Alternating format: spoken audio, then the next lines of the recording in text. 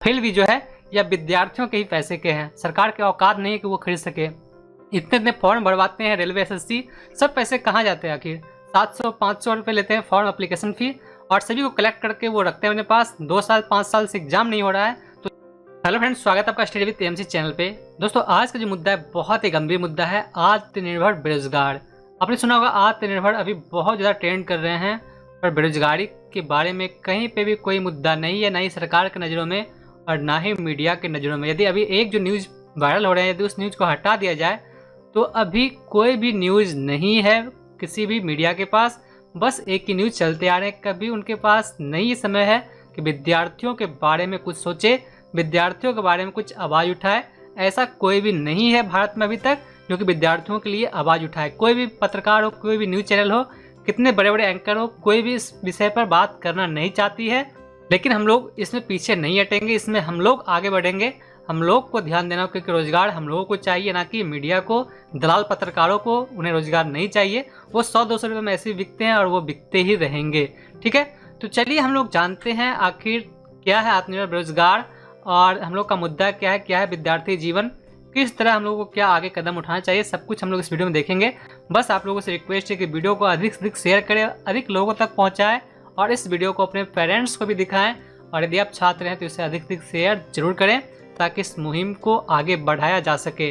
तो यहाँ पर आप लोग देखते होंगे जो बेरोजगार हैं वो पढ़े लिखे बहुत पढ़ लिख लेते हैं, पर फिर भी उन्हें रोजगार नहीं मिलते हैं, इस तरह के रोजगार।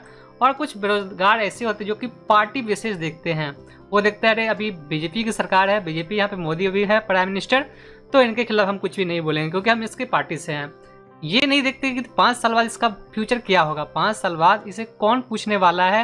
वो जो छात्र 5 साल बाद उसकी उम्र 30 वर्ष हो जाएगी और वो बैठे रह जाएंगे, उन्हें कोई भी रोजगार नहीं मिलेगा। इस पर कोई भी ध्यान नहीं दे रहा है, बस वो लगे हुए हैं कि बस पार्टी विशेष पे ध्यान दे रहे हैं, इस पार्टी से है तो इसके खिलाफ हम लोग कुछ भी नहीं बोलेंगे। तो ऐसा करना बिल्कुल गलत है। अपने हक के लिए आपको आवाज़ उठाना होगा, चाहे वो कोई भी पार्टी हो, इसके लिए आवाज़ आपको उठाना पड़ेगा।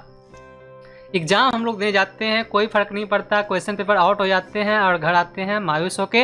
न्यूज़ आप खबर देखते हैं कि बस क्वेश्चन पेपर आउट हो गए। क्वेश्चन पेपर क्यों आउट हुए, कैसे आउट हुए, क्या कभी इस पर कोई सीबीआई जांच हुआ? कभी भी नहीं हुआ। यदि कोई आवाज़ भी उठाए तो उन्हें रोक दिया जाता है। मैंने बिहार दरोगा के जो क्वेश्चन पेपर आउट हुई तो उस पर आवाज़ उठाए थे तो हमारे आवाज़ को दबा दिया गया और बहुत से नोटिस आ गए थे, तो इस वजह से उस वीडियो को हटाना पड़ा था।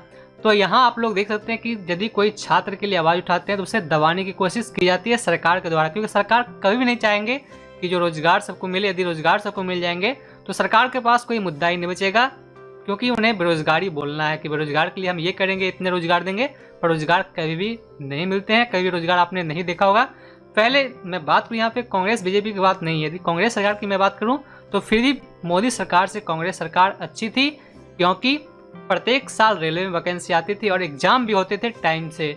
चाहे भले रोजगार किसी को मिले या ना मिले, कुछ ही परसेंट लोगों को मिले, पर कुछ परसेंट तो लोगों को नौकरी मिलती थी। फिलहाल अभी जो हाल है आपने देखा होगा, रेलवे ग्रुप डी के फॉर्म भरे गए हैं, एनटीपीसी के फॉर्म भरे गए हैं। यहाँ तक कि इतने बड़े जो संस्थान है एसएससी, उसके द्वारा भी एग्जाम इतने लेट से लिए जाते हैं, रिजल्ट जारी किए जाते हैं 4 साल 5 साल बाद। बहुत ही अन्याय हो रहा है विद्यार्थियों के साथ, इसे हम लोग बर्दाश्त अब नहीं करेंगे। एग्जाम इतने मेहनत से बच्चे जाते हैं, कितनी मेहनत से। चलिए जानते हैं विद्यार्थियों का जीवन क्या है। तो आप लोगों ने देखा विद्यार्थियों का जीवन बहुत ही कठिन है, कठिन बड़ा ये जीवन है विद्यार्थियों का।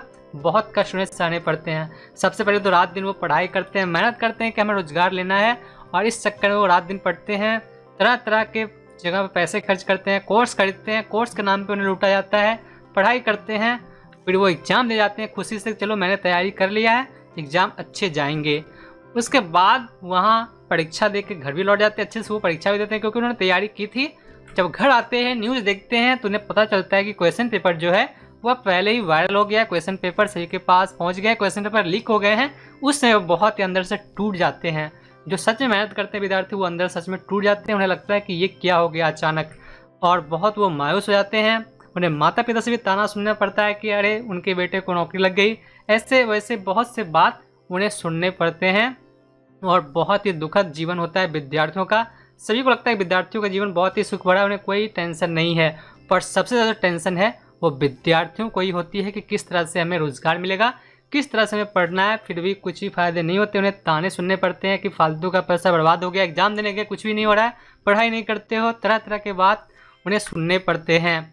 और इस चक्कर में विद्यार्थी जो मायूस होने लगते हैं, हमेशा चिंतित रहने लगते हैं और मायूस रहकर वह कुछ गलत कदम उठा लेते हैं, गलत निर्णय ले लेते हैं। उम्र निकल जाता है, बेचारा रोते रहते हैं और उन्हें रोजगार नहीं मिलती है। रोजगार नहीं मिलने के कारण वह लास्ट में, अंतिम में उन्हें मजबूरन कोई ना कोई काम करना पड़ता है, भटकना पड़ता है, घर से दूर जाकर उन्हें रोजगार करना पड़ता है। तो ये सरकार आखिर इस पर कब तक चुप रहेगी? उम्र निकल जाने के बाद विद्यार्थियों के पास कोई ऑप्शन नहीं रहता, वह कुछ भी बोले सरकार के खिलाफ, क्योंकि उन्हें अब कोई मतलब नहीं, उन्हें बस अपने दिनचर्या से मतलब रहता है कि बस हमें कमाना है और खाना है। इतने में ही इनकी ज़िंदगी सिमट के रह जाती है। सरकार इस पर बिल्कुल भी ध्यान नहीं देते हैं। अब बात करते हैं हम लोग मेन टॉपिक पे। इतने हम लोगों ने पढ़ाई कर लिया, 15 साल में 10th हम लोग करते हैं, फिर 2 साल लगते हैं इंटर करने में, फिर 3 साल लगते हैं ग्रेजुएशन करने, कभी कभी 4 साल लग जाते हैं, यानी कि 21 वर्ष तक में हम लोगों का ग्रेजुएशन कंप्लीट होता है। उसके बाद यदि कोई कोर्स कर लें तो 2 साल और लग जाते हैं, यानी कि 30 वर्ष तक, यानी कि आधी उम्र जो है, इतने तक हम लोग पढ़ाई करते रहते, तैयारी करते रहते हैं। और इसके बाद हम लोग को मिलता है क्या? कुछ भी नहीं मिलता, सिर्फ डिग्री हाथ में लेके बैठ जाते हैं। और ये इसमें प्रॉब्लम होती है, डिग्री यदि आपको मिल जाते हैं तो आप छोटे मोटे काम भी नहीं कर सकते, क्योंकि आपको लगता है कि मैंने इतनी सारी डिग्रियां मेरे पास है, इतनी पढ़ाई की, और ये छोटे मोटे काम मुझसे संभव नहीं है करना। तो इस वजह से आप उसमें छोटे मोटे काम भी नहीं कर सकते हैं और आपको मजबूरन कहीं बाहर जाके कुछ ना कुछ काम करना पड़ता है। तो इस तरह से विद्यार्थियों के लिए कोई भी ध्यान नहीं देता। अभी जो राफेल हल्ला कर रहे थे सरकार को, तो राफेल भी जो है या विद्यार्थियों के ही पैसे के हैं। सरकार के औकात नहीं है कि वो खरीद सके। इतने इतने फॉर्म भरवाते हैं रेलवे एसएससी, सब पैसे कहाँ जाते हैं आखिर? 700-500 रुपये लेते हैं फॉर्म एप्लीकेशन फ़ी, और सभी को कलेक्ट करके वो रखते हैं अपने पास। 2 साल 5 साल से एग्जाम नहीं हो रहा है, तो सारे पैसे विद्यार्थियों के लेते क्यों? यदि आपके पास नहीं है औकात एग्जाम करवाने की, आप कहते हैं कि मेरे पास कोई नहीं है, किसके द्वारा एग्जाम करवाएं, वेंडर नहीं है, तो एग्जाम जब करवाने की औकात नहीं थी तो फॉर्म क्यों भरवाते हो? यदि औकात नहीं है तो फॉर्म आपको नहीं भरवाने चाहिए, विद्यार्थियों से पैसे नहीं लेने चाहिए। यदि औकात हो तभी फॉर्म भरवाए, नहीं तो फॉर्म सीधे कह दे कि मेरे पास नहीं है रोजगार मैं नहीं दे सकता। विद्यार्थियों से फॉर्म तो कम से कम मत भरवाया करो इलेक्शन के नाम पे। सरकार ये जो करती है बहुत ही गलत काम करे विद्यार्थियों के साथ, उन्हें फॉर्म नहीं भरवाना चाहिए था। इतने इतने करोड़ लोग फॉर्म भरते हैं, 5 करोड़ 10 करोड़ लोग, और सारे पैसे सरकार के अकाउंट में पड़े उनसे दूसरे कुछ काम होते रहते हैं। अब मैं यहाँ पे ये नहीं कह रहा हूँ कि राफेल जो खरीदा गया गलत है, बिल्कुल आप जो खरीदना सरकार सब खरीदे, पर विद्यार्थियों के साथ नाइंसाफ़ी ना हो, उनके पैसे लेकर उन्हीं को इस तरह से। यदि आप कहते हैं कि हमारे पास समय नहीं है कि एग्ज़ाम कैसे हो, अभी तक कोई वेंडर नहीं मिलने, किसके द्वारा एग्ज़ाम करवाया जाए, यदि ऐसा बात है तो आप इलेक्शन करवाने के लिए तैयार। इलेक्शन इतने पूरे भारत में होते हैं, इसके लिए सब कुछ आपके पास पर्याप्त है, पर एग्ज़ाम के लिए कुछ भी अवेलेबल नहीं है, तो आप लोग फॉर्म क्यों भरवाते हैं? मत भरवाया करो फॉर्म। एक तो फॉर्म भरवाते हो, फिर एग्ज़ाम 2-3 साल के बाद होते हैं, उसके बाद भी क्वेश्चन पेपर आउट हो जाते हैं, तो उस समय विद्यार्थियों को कौन सुनेगा? इसके लिए कौन है? विद्यार्थी हक की लड़ाई के लिए कौन है? रेलवे के फॉर्म आते हैं, आरआरबी ग्रुप डी, एनटीपीसी, सभी के क्वेश्चन पेपर फिलहाल आउट नहीं हो रहे, बट जो लोकल एग्जाम होते हैं उनके क्वेश्चन पेपर आउट हो जाते हैं। रेलवे में भी कुछ ना कुछ सेटिंग है। फिलहाल ये तो एग्जाम ही नहीं करवा रही, इतने साल हो गए, पर एग्जाम कंडक्ट नहीं करवा रही। आखिर क्यों नहीं करवा रही? आपके मन में क्या है? फॉर्म आपने क्यों भरवाया? और जहाँ पे बात करते हैं क्वेश्चन पेपर की, सबसे जो कचरा जो बचते हैं उन्हें इसमें डाल दिया जाता है रेलवे की एग्ज़ाम करवाने के लिए या एसएससी की एग्ज़ाम करवाने के, जो भी मेन अच्छे लेवल के इंसान हैं, जो ऑफिसर हैं, उन्हें डाल दिया जाता है यूपीएससी क्वेश्चन कभी आउट क्यों नहीं होते? क्या आपने कभी गौर किया इस विषय पे? यूपीएससी के क्वेश्चन कभी भी आउट क्यों नहीं होते? क्योंकि यहाँ पे जो भी एग्ज़ाम करवाते हैं वो सभी प्रतिष्ठित लोग होते हैं, अच्छे लोग होते हैं। वो कभी भी नहीं चाहेंगे कि इसका नाम बदनाम हो, यूपीएससी का नाम बदनाम हो।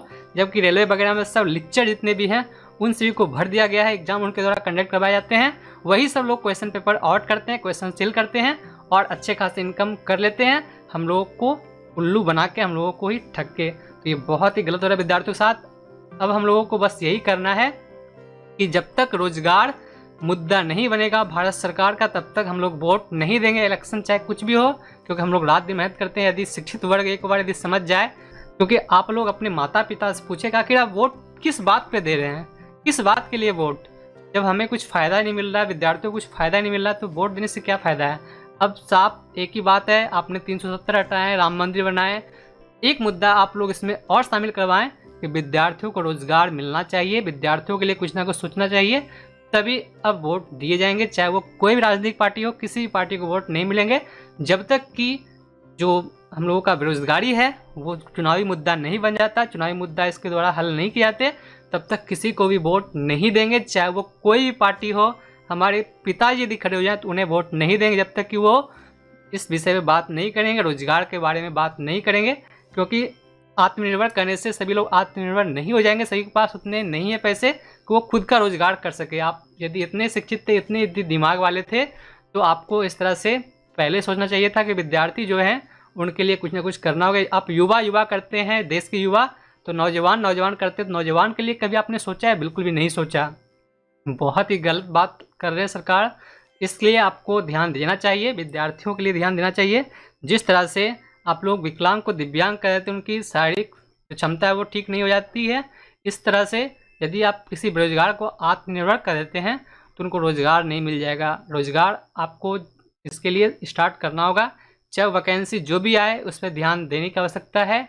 रोज़गार सभी को मिले, ये नहीं कि एक बार ही सबको मिल जाएंगे, बट रोज़गार प्रत्येक साल आप कुछ ना कुछ वैकेंसी करवाएं और बिल्कुल पारदर्शिता के साथ करवाएं, क्वेश्चन पेपर आउट नहीं होने चाहिए। तो रोज़गार की कमी नहीं है भारत में, रोज़गार बहुत है, बस इसके लिए एक ईमानदार और जो सच में विद्यार्थियों के प्रति जागरूक हो उनकी कमी है। यदि ऐसे मिल जाए तो फिर सभी को रोज़गार जरूर मिल जाएंगे। आप लोग अपना राय नीचे कमेंट करके बताएं कि आखिर देश में इतनी बेरोजगारी क्यों है, इसके जिम्मेदार कौन है। बाकी न्यूज़पेपर जितना भी देखते हैं, न्यूज़ मीडिया चिल्लाते रहते रात दिन, पूछता है भारत ये वो, फलना कुमार चिलाना कुमार जो भी है, फलना गोस्वामी जो भी हो, मैं किसी का नाम नहीं लूँगा, क्या कभी उन्होंने विद्यार्थियों के बारे में कोई बात की? विद्यार्थियों के बारे में कभी वो चिल्लाते हुए देखा आपने न्यूज़ पे? कभी नहीं चिल्लाएंगे वो। विद्यार्थियों के लिए कोई भी नहीं है, विद्यार्थी बिल्कुल अनाथ की तरह जीवन जी रहे हैं, विद्यार्थी के लिए कोई भी नहीं है। विद्यार्थी खुद अब उन्हें आवाज़ उठाना होगा और वो खुद हड़ताल करेंगे कि हम किसी को वोट नहीं देंगे, चाहे वो कोई भी राजनीतिक पार्टी हो। जब तक कि चुनावी मुद्दा ना बन जाए बेरोजगारी, तब तक हम किसी को वोट नहीं देंगे, चाहे वो मेरे सगे बिरादरी के ही कोई क्यों ना खड़े हो जाए इलेक्शन में, फिर भी उन्हें वोट हम लोग नहीं देंगे। तो चलिए इस वीडियो में बस इतना है। आप लोग इस वीडियो को अधिक से अधिक शेयर करें, ट्रेंड बनाएं, सरकार तक आवाज़ पहुंचाएं कि जब तक रोजगार नहीं तब तक वोट नहीं, इलेक्शन नहीं। बस इसी के साथ मैं अलविदा कहता हूं आप लोगों से, मिलते फिर नए वीडियो के साथ, तब तक के लिए धन्यवाद। आपका दिन शुभ हो।